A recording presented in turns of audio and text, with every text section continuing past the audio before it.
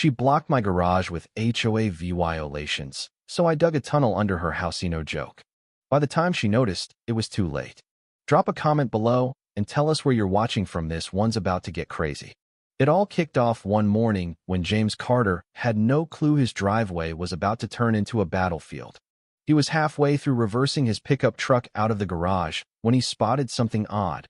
Bright orange traffic cones lined up like a barricade at the edge of his property. They looked like construction markers, but there were no signs, no workers, no explanation. At first, he figured it was a prank until he saw the laminated notice zip-tied to one of the cones. It was an official HOA violation, stamped with the looping signature he'd grown to despise. Linda Grayson, HOA president. The notice claimed he'd done an unauthorized garage renovation, an accusation so ridiculous James burst out laughing. But the humor faded fast when he tried to move the cones and found they were filled with cement. Someone had gone out of their way to make them immovable. He stormed back through the garage to check the side gate and saw something worse. A heavy metal bar bolted across it, secured with a padlock that wasn't his. His garage wasn't just blockhead, it was a prison. Furious and confused, James marched up the street to Linda's house, which loomed at the cul-de-sac's peak like a suburban fortress. She was already outside, trimming her begonias with the smug air of a queen signing execution orders. "Morning, Mr. Carter," she sang without looking up. "I see you got your notice." James waved the paper in the air. "This a joke? You locked me in." Linda turned slowly, her eyes masked by oversized sunglasses. "Rules are rules," she said coolly, as if that excused her petty power trip. Per HOA Section 14.3b, structural changes to a garage need approval. We've had reports of suspicious activity. Until we inspect, your garage stays off limits. James's blood boiled. Suspicious activity? I swapped out a shelf. Linda gave a thin, lizard-like smile. Some neighbors heard drilling. Maybe it's time we check for zoning violations. That's when it hit him. This wasn't a mistake. It was a deliberate attack. His construction business depended on that truck. Without it, he couldn't work, and every lost day cost him cash. Linda knew that. Over the next few hours, James tried everything. Calling the HOA office, voicemail, emailing the board, auto replies, texting the community rep, a shrugging cat gif. Meanwhile, Linda paraded her yappy dog, Bella, across his lawn hourly, loudly preaching to passersby about non-compliance and community standards. His neighbors, some scared rule followers, others indifferent, avoided his gaze. One even dropped off cookies, which he dubbed pity pastries. By day 2, Linda had a fake leak detection crew. HOA board members in vests plant more cones around his yard, citing possible irrigation issues. On day 3, a drone buzzed over his roof. He swatted it away with a broom, but it came back with a sharper camera, hunting for infractions. Linda cooed. "You can never be too careful," when he confronted her. That night, James sat in his sealed garage, staring at the locked gate, suffocating under the weight of it all. His wife, Emily, touched his shoulder. "We'll fight it," she said. "Take her to court." James shook his head. "No. Linda lives for lawsuits, meetings, paperwork, delays." He glanced at the concrete floor beneath him, a glint in his eye. "We're doing something else." Emily blinked. "What do you mean?" Grabbing a tape measure, flashlight, and notebook, James grinned. "This garage has dirt under the slab. Linda's sitting right on it." It began with a quiet thud, James's pickaxe biting into the packed dirt below his garage. Progress was slow at first, a symbolic reclaiming of control, one chunk at a time. But within 2 days, he'd carved a crawl space 3 feet wide and 6 feet deep, propped up with wooden beams like a skeleton's ribs. A builder by trade, he knew structures and soil. If he could run irrigation under a barn as a kid, he could pull off something wilder under a cul-de-sac. The plan? Dig a tunnel past the locked gate to the utility easement behind Linda's yard, dodging her HOA nonsense entirely. Simple until it wasn't. On night 4, drenched in sweat with a flashlight clenched in his teeth, James hit a tangle of old PVC pipes and underground maze he hadn't expected. He needed backup. So he called his cousin, Tim, a laid-off structural engineer. "You want to build what?" Tim laughed. "For real." James texted a pic of the cement cones and padlocked gate. Tim replied with a shovel emoji and showed up 2 hours later with blueprints and beer. Soon, word spread to a few trusted neighbors fed up with Linda's reign. There was Clara, a retired geologist with a vendetta after Linda fined her for unapproved rocks. Diego, a plumber once cited for a too long hose. And even Walter, a conspiracy nut with a lead-line shed who'd been itching to tunnel something. They became the tunnel crew, meeting after dark in James's garage, headlamps glowing, swapping blueprints and energy drinks. They had nicknames Digger, Pipe Guy, Rock Whisperer, and called Linda Overlord behind her back. Every night, as Linda strutted past with her yapping dog, she had no clue a rebellion was growing beneath her feet.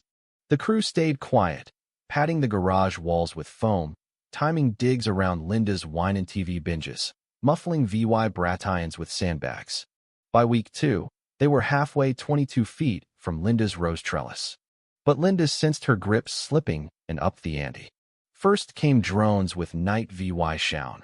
One crashed into James's oak, and Clara dismantled it, finding a live feed chip and footage of her watering plants in a robe. "This is creepy," she muttered, rigging its propellers to fail before it flopped into a neighbor's pool. Then Linda showed up with minions for a safety inspection of the garage. James stalled them with legal jargon and a broken lock while Tim hid the trapdoor under a rug and bookshelf. Section 8.9 requires 48-hour notice, James said sweetly.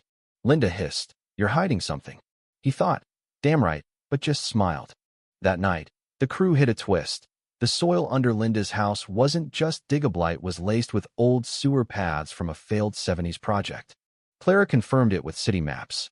"It's like destiny," she whispered. "It's begging us to go deeper." James scrapped the simple exit plan for something bolder. They'd tunnel under Linda's house, into her crawl space, her foundation, her secrets. She made the HOA her castle, he said. "Let's see what's in the dungeon." They added supports, an air system, and a hidden ladder in a shed 2 houses down. It was urban warfare with shovels. Linda grew erratic, calling cops over VY Bratillions, and once accusing James of underground trespassing, so absurd the officer chuckled. "Too many spy flicks, ma'am," he said, tipping his hat. But under her house, the tunnel stretched on, lit by LEDs, reinforced with scrap wood, driven by purpose. This wasn't just escape, it was invasion. Late one night, 5 feet from the finish, they struck something solid, not rock, not concrete, but steel. A cold, square panel. "What's that?" Diego whispered. Clara brushed off decades of dust. "That's no floor plan I know." Tim scratched his chin. "Looks like a vault door." James stared at it, grinning. Well, looks like Linda's got some skeletons." The steel slab under Linda's foundation wasn't just suspicious, it was a gold mine. "Vaults don't pop up under suburbs by chance," Clara said. "This is her dirty little box." They debated cracking it then and there, but James stopped them. "We do this smart. We need pros." Enter Sophie, a locksmith-turned-hacker who owed James for dodging an HOA fine over her rooftop chickens. "A vault under a tyrant's house?" she asked. "How soon?"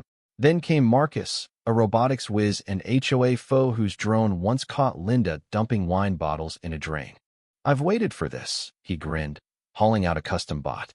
Time to scope her crawl space. With Tim, Clara, Diego, and Walter, they were a new tunnel crew, part rebels, part heist team, part pissed-off neighbors. Their HQ shifted to James's old model home basement, blueprints pinned up, coffee brewing nonstop. It wasn't just about the vault, no, it was about Linda. What was she hiding under her Law 2.1 million mansion?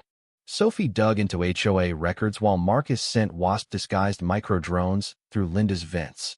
The dirt piled up fast.